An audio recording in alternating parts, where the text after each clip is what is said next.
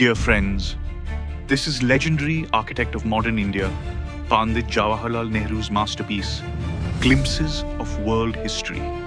We are listening to it in artificial intelligence voice of Pandit Nehru. Let's keep our phone aside, an immense in the vast ocean of world history. A birthday letter for Indira Priyadarshini on her 13th birthday. Central Prison, Naini, October 26, year 1930. Dear Priyadarshini, on your birthday, you have been in the habit of receiving presents and good wishes. Good wishes you will still have in full measure, but what present can I send you from Naini prison? My presents cannot be very material or solid. They can only be of the air and of the mind and spirit, such as a good fairy might have bestowed on you, things that even the high walls of prison cannot stop. You know, sweetheart, how I dislike sermonizing and doling out good advice. When I am tempted to do this, I always think of the story of a very wise man I once read. 1300 years ago, there came a great traveler from China to India in search of wisdom and knowledge.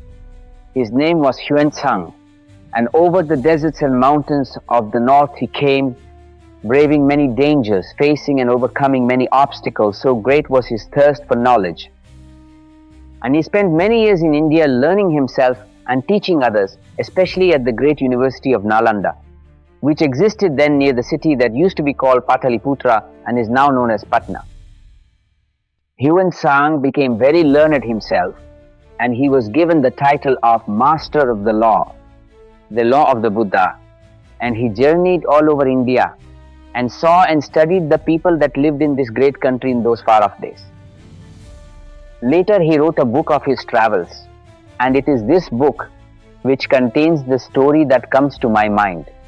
It is about a man from South India who came to Karnasuvarna, which was a city somewhere near modern Bhagalpur in Bihar. And this man, it is written, wore round his waist copper plates, and on his head he carried a lighted torch.